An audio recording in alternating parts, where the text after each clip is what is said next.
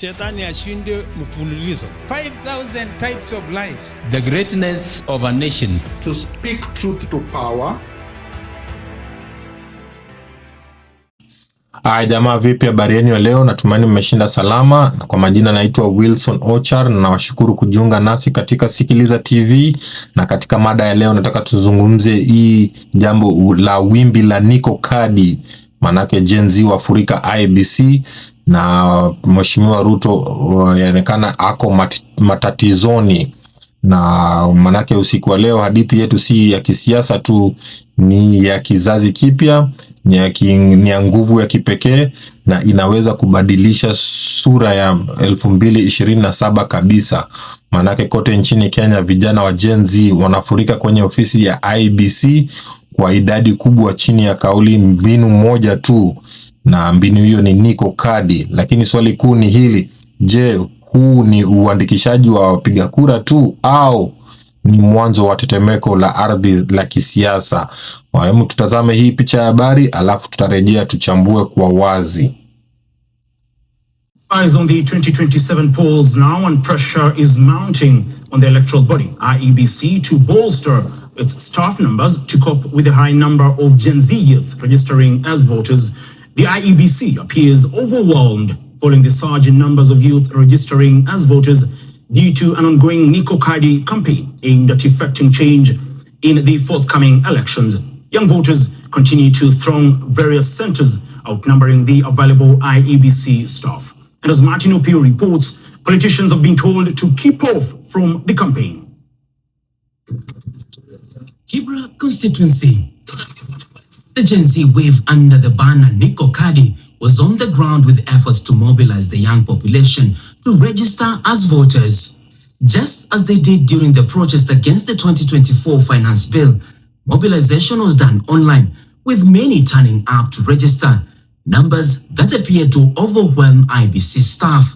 Why is it that IEBC is not ready to register people while the same IEBC was calling us out for not registering as voters? Right now, tumekuja hapa in large numbers. We have only 2 IEBC clerks. And that means that when the rain starts falling, itatunyeshea hapa, or some people will definitely go back home minus registering as voters. So that's the IEBC, number one, to increase its staff resources. That is number one, to cover almost all populations, because this is one of the ways in which voter suppression happens when the youths are not able to register themselves effectively because of the insufficient number of staff. The IEBC has been accused of failing to adequately prepare. Politicians and the IEBC have been warned against upcoming elections. Kuna mkono itakuwa ya kushake. Saizi utakuta have kushake 50 million Kenyans mkono. Kutakuwa na monkey business. Tunataka kubadilisha nchi yetu. Either they like it or not, kuanzia wale viongozi wa juu hadi chini. Term ni moja. Hata ukwe mzuri dakika ya mwisho, hata ukuje dakika ya mwisho uombe msamaha. Tunafagia wote. Hatuendi kutolerate by the way. Hapa niko kura, unaona hii ni kura by the way. Tunawambia tuko kadi tayari. The Niko Kadi campaign has mobilized thousands of young people, challenging the notion that Gen Z do not turn out to vote. Politicians seen attempting to hijack the movement by using the tag Niko Kadi have also been told to keep off. The president must say that ako kadi, but if you play the game of cards, unajua kuna poka, si tuko poka. So tutaona kwenye ataenda. And kama ako kadi ni red cards. This time ni sisi tuna vote, si wazazi wetu. Na mimi naambia tu wazazi, kama uko about 50 years, please weka kwa nyumba, hatukutaki kwa line. Sisi vijana tuko wengi, we can vote. The youth insist that this time round they will not only vote but also vie for leadership positions. We are ready for 2027. We are ready should any by-election come. We are ready to be in those offices. And also, it's not on Tuko Kadi is not only for registering and voters. Tuko Kadi also encompasses the young leaders who want to step and lead the country. The exercise continued in various areas, including Kasarani and Langata.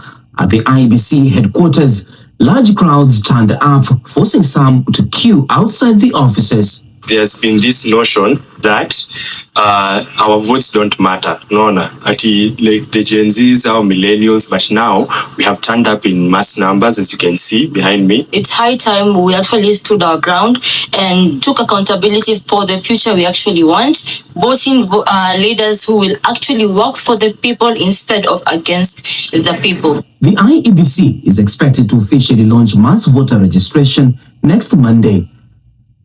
Martin Opio, KTN. Naam, pale Wakenya wenzangu pale mnaweza kuona Wakenya wengi wameweza kujiuliza je, ni nini kinatokea hali halisi nchini. Kulingana na ripoti za hivi punde, inaonekana kuwa ofisi za IBC zimelemewa na idadi ya watu. Manake kuna milolongo mirefu ya vijana wanaojiandikisha kupiga kura na kuna nishati, msisimiko na dharura kubwa. Lakini kuna tatizo. Kuna makatibu wawili tu kwenye baadhi ya vituo na milolongo ni mirefu mno kiasi cha kuchosha, na kuna hatari ya watu kuondoka kabla ya kujiandikisha kupiga kura. Baadhi ya vijana sasa wanakiita kitendo hiki uzuiaji wa kura kwa njia isiyo ya moja kwa moja. Manake kwa sababu kwa mfumo hauwezi kuhimili mahitaji ya vijana, basi ushiriki wao unakuwa na kikomo. Na kitu kingine pale ni mengele kutoka kwa Gen Z. Harakati hii si ya bahati mbaya. Manake vijana wengi wa Gen Z wanasema safari hii hakuna handshake, na viongozi watafanya handshake na Wakenya milioni 50 wote, na kila kiongozi ni muhula mmoja tu. Na jambo lenye nguvu zaidi ni hisi kuhusu kupiga kura, ni kuhusu kuwania uongozi wenyewe. Ujumbe wa moja kwa moja kwa wanasiasa wa zamani ni muda wenyu umeisha sasa. Na kitu kingine pia ni hata tabaka la juju la kisiasa limeanza kushtuka. Manake aliyekuwa naibu rais Rigathi Gachagua sasa anajihusisha na waziwazi na harakati hii pia. Anawaazima vijana wajiandikishe kwa idadi kubwa. Hiyo inakumbia kitu kimoja tu. Harakati hii si ya siri tena, sasa imekuwa sehemu ya mikakata mkuu wa kisiasa nchini. Na hiyo inamaanisha kuwa ukiona mpaka mheshimiwa Rigathi Gachagua anaingilia kati hii ya Gen Z movement ya Niko Kadi, inaonekana hii mienendo ya Gen Z Niko Kadi imepata umaarufu sana, mpaka wanasiasa wanataka kuitumia sasa kupitisha ule ujumbe wao wa kuwa kuna chama cha DCP pale. Kwa manake mheshimiwa Rigathi Gachagua anataka pia aweze kupata wafuasi wa Gen Z kwenye chama chake. So ukimuona pale anajiunga nao, ni kwa ishara ya kuvutia ile wafuasi wa Gen Z. Kitu kingine ni kwa nini hii ni kichu kikuu cha kwa Ruto. Manake Wakenya pale wanaanza kusema kuwa ni kufufuka kwa hasira ya Gen Z. Manake tukirudi Juni 2024, tukumbuka Gen Z walivamia bunge kupinga mswada wa fedha, na mwendo ule ulipungua, mfumo ukatulia wakati mheshimiwa Raila Odinga aliingilia kati. Lakini sasa nguvu ile imerudi, na si mitaani bali kwenye sanduku la kura. Na hii ni hatari zaidi kisiasa. Kwa nini? Manake maandamano yanaleta vurugu, lakini kura zinaondoa serikali.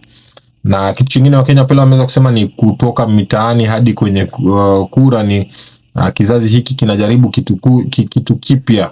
Manake si kupinga mamlaka tu, bali ni kuikamata mamlaka huo. Ujumbe wao ni tuliandamana, sasa tunapiga kura na hatutaruhusu wizi wa kura yoyote. Kitu kingine pia Wakenya wameweza kusema ni mwisho wa siasa za ukabila. Ni hapa ndipo inapokuwa hatari kwa wanasiasa wa kizamani. Manake Gen Z hawapigi kura kwa misingi ya kikabila tena. Ajenda yao ni rahisi, ni one term. Hawaulizi unatoka wapi, wanauliza je, unatekeleza majukumu yako. Na ndio hivyo Wakenya wa Gen Z wameweza kupanga mienendo yao. Kitu cha pili, kitu cha nne Wakenya wamepeleka kusema ni propaganda haiwafanyii kazi kwa Gen Z. Manake siasa za kizamani hutegemea hisia za giliba, lakini Gen Z wanahakiki ukweli. Wanafanya utafiti na kujadiliana mitandaoni. Huwezi kuwahadaa kirahisi. Mtandao ya kijamii ndio uwanja wao wa vita. Kitu kingine pia pale wanasema ni ushawishi ndani ya familia, manake hii inadhariwa kuwa mdogo lakini ina nguvu kubwa, manake vijana wengi wa Gen Z wanategemewa na familia zao kiuchumi. Wanaanza kushawishi uamuzi wa kura nyumbani, na mtoto anamwambia mzazi, mfumo huo haukukufanyia kazi, hebu tubadilishe, pamoja na viongozi wa Gen Z. Na pale wa Kenya pia wameweza kuuliza ni je, Mheshimiwa Ruto yuko matatizoni? Manake tukisema ukweli inategemea ikiwa harakati hii itadumisha kasi yake, itatafsiriwa kuwa kura halisi, itatoa wagombea wenye kuaminika, na basi ndio hiyo inakuwa tishio kubwa la kisiasa. Lakini ikiwa itapoteza nguvu ya Niko Kadi, itapoteza nguvu, itabaki kuwa ni ya mtandaoni tu na itafeli kujipanga kisiasa, basi itafifia kama harakati nyingine zilizopita. Na kwa hivyo harakati ya Niko Kadi si kuhusu kujiandikisha tu, ni kuhusu mamlaka wa utambulisho na mabadiliko ya kizazi, na pengine huu ndio mabadiliko makubwa zaidi ya kisiasa kuwahi kushuhudiwa nchini Kenya kwa miaka mingi.